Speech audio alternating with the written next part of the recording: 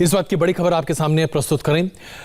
Television ratings को नापने वाली एजेंसी बार्क ने कहा है कि वो अगले 12 हफ्ते तक न्यूज चैनल की रेटिंग रिलीज नहीं करेगा। जी हाँ, अगले 12 हफ्ते तक जो TRP ratings, television rating points जो आते हैं हर हफ्ते, जिसके आधार पर हम ये तय करते हैं कि कौन सा चैनल कितने दर्शकों के द्वारा देखा जा रहा है, वो रेटिंग्स नहीं आएंगी। मुंबई पुलिस के खुलासे के बाद बार्क में रेटिंग के गड़बड़ियों की शिकायत सामने आई थी। बार्क की टेक्निकल कमेटी रेटिंग नापने के तरीके का रिव्यू करने जा रही है और इसे में तकरीबन 8 से 12 हफ्ते का वक्त लग सकता है। इसमें तमाम सभी जो पैमाने हैं उन्हें एक बार फिर से रिविजिट किया जाएगा, उन्हें देखा जाएगा कि उनकी वैधिकता कितनी है और किस तरह से उन्हें बेहतर बनाया जा सकता है। इस पूरे मुद्दे पर न्यूज ब्रॉडकास्टर्स एसोसिएशन एनबीए के अध्यक्ष रजत शर्मा जी ने बार्क के फैसले को बिल्कुल सही ठहराया। रजत शर्मा जी ने कहा कि बार्क ने रेटिंग रोककर एक बहुत ही बोल्ड फैसला लिया है। सच्ची रिपोर्टिंग और सच्ची रेटिंग प्रणाली फेक न्यूज को रोकती है और ये बड़ा आवश्यक है। दरअसल मैं रजत शर्मा जी के स्टेटमेंट को पढ़कर आपको बताऊं, जो अपने आप में बड़ा दीगर है, क्योंकि आज जिस तरह की एक विषैली मानसिकता को प्रायोजित किया जा रहा है वो दरअसल सभी न्यूज देखने वाले दर्शकों के लिए बहुत ही हानिकारक है। रजत शर्मा जी ने स्पष्ट तौर से कहा, recent revelations have brought disrepute to the measurement agency and by extension the broadcast news media. The corrupted, compromised, irrational, fluctuating data is creating a false narrative on what India watches and has been putting pressure on our members to take editorial calls that run counter to the journalistic values and ideals of journalism. अगर मैं इसका हिंदी तर्जुमा आपको बताऊं, रजत जी ने स्पष्ट तौर से कहा, अभी जो हाल फिलहाल ताज़ा जो खुलासे हुए हैं उसने बार्क के रेटिंग एजेंसी के काम करने के तरीकों पर कई सवाल खड़े किए, खास करके जिस तरह से डेटा जमा किया जा रहा था। ये सामने आया है ये बात सामने आई है कि जो डेटा जमा किया जा रहा था टेलीविजन रेटिंग पॉइंट्स को लेकर, वो उसमें भ्रष्टाचार था, उसमें रैशनैलिटी नहीं थी और उसके साथ साथ एक ऐसे नैरेटिव को तैयार करने की कोशिश की जा रही थी जिसके जरिए पूरे देश में जर्नलिस्टिक रिपोर्टिंग पर बहुत बड़े सवाल खड़े हो रहे थे। तमाम न्यूज रूम्स के एडिटोरियल डायरेक्शन पर इसका बड़ा दुष्प्रभाव पड़ रहा था, जिसे रोकने के लिए यह बड़ा आवश्यक कदम है। उसके बाद आगे उन्होंने कहा, the current atmosphere of toxicity, abuse and fake news is no longer tenable. बहुत महत्वपूर्ण और बहुत ही महत्वपूर्ण बात उन्होंने यहां पर कही है। उन्होंने कहा कि आज जो विशैला माहौल तैयार हो गया है न्यूज चैनल्स के रिपोर्टिंग के दौरान, इसने पूरे देश में फेक न्यूज के नैरेटिव को बहुत बड़े पैमाने पर सामने लाकर खड़ा कर दिया है, जो न सिर्फ देश के लिए अहितकारी है बल्कि जर्नलिज्म के लिए, पत्रकारिता के लिए बहुत दुर्भाग्यपूर्ण है।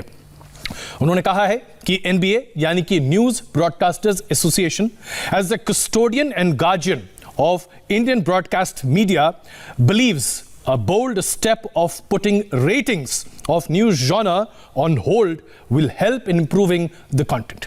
यानी कि न्यूज ब्रॉडकास्टर्स एसोसिएशन ये मानता है कि अगर आप 8 या 12 हफ्ते के भीतर टेलीविजन रेटिंग को रोककर इस पूरे मेजरमेंट के तरीके को आप बारीकी से समझते हुए उसमें तमाम खामियों को दूर करते हैं तो इससे बेहतर बात नहीं हो सकती। उसके बाद जो उन्होंने कहा है यह भी आपके लिए जानना बड़ा आवश्यक है। रजत जी ने आगे कहा है, for many years NBA has been highlighting its concern about the veracity of TV viewership data which has been prone to irrational fluctuations. Recent events have shown that there is much more at stake than just measurement of news channel popularity. Indeed, a healthy and vibrant TV news industry is vital to Indian democracy. एक लंबे अंतराल से news broadcasters association इस पूरे मुद्दे को सार्वजनिक तौर पर सामने रख रहा था कि बहुत ही अप्रत्याशित बदलाव देखे जाते हैं टेलीविजन रेटिंग में, जो कि पूरे न्यूज इंडस्ट्री और उसके साथ साथ न्यूज के प्रस्तुतिकरण पर बहुत बड़ा सवालिया निशान खड़े करते हैं। और ये सब अगर आप देखें तो हमारे लोकतंत्र को कमजोर करता है, क्योंकि अगर हम लोकतंत्र के चौथे स्तंभ यानी कि न्यूज और जर्नलिज्म, पत्रकारिता को कॉम्प्रोमाइज करते हैं तो फिर इससे बड़ा आघात हम देश के लिए नहीं करते। तो अभी बार्क ने क्या कहा है, सबसे पहले मैं एक बार फिर आपको ये याद दिला दूं। बार्क ने स्टेटमेंट जारी करके कहा है कि बार्क को दरअसल 8 से 12 हफ्ते का वक्त लगेगा। बार्क क्या है?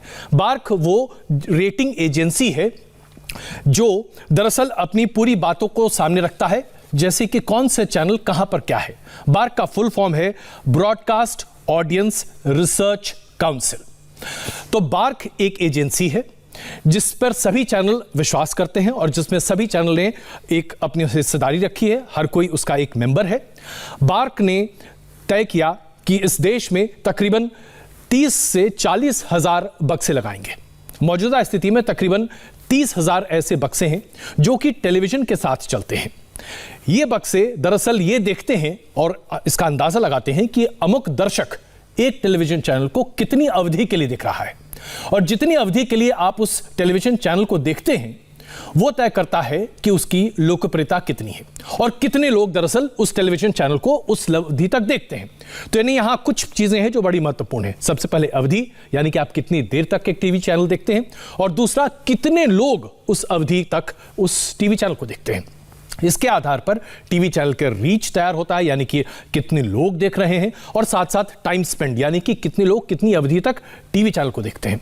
और इन डेटा के आधार पर 30,000 बक्सों के डेटा के आधार पर फिर ये एक तैयार किया जाता है आंकड़ा कि कितने दर्शक कौन से चैनल कितनी देर देखते हैं, और उसके आधार पर फिर यह तय होता है और कितने दर्शक देख रहे हैं उसको कि नंबर 1 चैनल कौन है, नंबर 2 कौन है, नंबर 3 कौन है, नंबर 4 कौन है, कौन सी प्रोग्राम की कितनी रेटिंग है। और इसके आधार पर फिर एडवर्टीजमेंट्स आते हैं, क्योंकि तमाम टेलीविजन चैनल रेवेन्यू, यानी कि अपने आप को चलाने के लिए राजस्व जो इकट्ठा करते हैं वो एडवर्टीजमेंट से करते हैं। तो ये पूरी एक प्रणाली है जिसमें बार्क अहम भूमिका निभाती है। अब इसमें जरा आप समझिए जो खुलासा हुआ, जो मुंबई पुलिस के सामने, जो मुंबई पुलिस कमिश्नर ने प्रेस कॉन्फ्रेंस कर कहा, 2 छोटे चैनल और रिपब्लिक ग्रुप का उन्होंने नाम लिया। रिपब्लिक ग्रुप प्रतिष्ठित चैनल है, इंग्लिश और हिंदी दोनों में।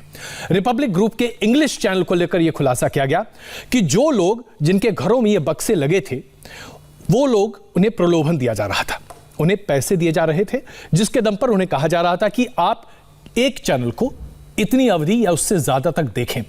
जब आप किसी एक चैनल को उतनी अवधि या उससे ज्यादा देर तक देखते हैं तो फिर उस चैनल की रेटिंग बढ़ती है, उसकी रीच बढ़ती है और उसका टाइम स्पेंड बढ़ता है, और उसके आधार पर उसके, जाहिर सी बात है, जो तमाम दर्शक हैं वो भी बढ़ते हैं। और चूंकि आपकी रेटिंग बढ़ जाती है तो इसलिए आपको एडवर्टाइजर भी ज्यादा पैसे देता है, क्योंकि आप ज्यादा लोकप्रिय चैनल हैं। लेकिन जब इसमें मैनिपुलेशन, भ्रष्टाचार की बात निकल कर आती है, जब इसमें पैसे देकर जिन घरों में बक्से लगे हैं उन्हें कहा जाता है कि आप अमुक चैनल को ज्यादा देर तक देखिए, तो इसका मतलब है कि यह भ्रष्टाचार है, यह रेटिंग मैनिपुलेटेड है। और इस मैनिपुलेटेड रेटिंग की वजह से देखिए कई चीजें होती हैं। सबसे पहले तो यह तय होता है कि जो आप देख रहे हैं वो सही तरीके से प्रतिबिंबित नहीं होता।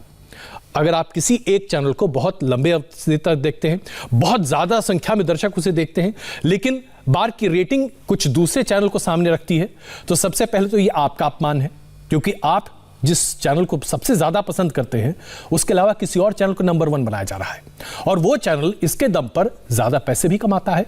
तो जाहिर सी बात है इसमें कई तरह के भ्रष्टाचार हैं। इस भ्रष्टाचार को दूर करने के लिए बार्क ने यह फैसला लिया, जो कि अपने आप में बड़ा महत्वपूर्ण है, और न्यूज ब्रॉडकास्टर्स एसोसिएशन, NBA ने इसका पूर्ण